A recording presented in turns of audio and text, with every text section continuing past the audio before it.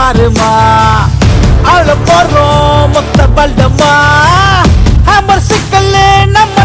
இந்திய கம்யூனிஸ்ட் கட்சி கல்வி பயிலரங்கம் கூட்டத்திற்கு கலந்து கொள்ள செங்கம் நகருக்கு வருகை புரிந்த மாநில செயலாளர் தோழர் வீரபாண்டியன் அவர்களை சட்டமன்ற உறுப்பினர் மூட்டே கிரி எம்எல்ஏ நகர நிர்வாகிகளுடன் நேரில் சென்று சால்வை அணிவித்து வரவேற்றார்.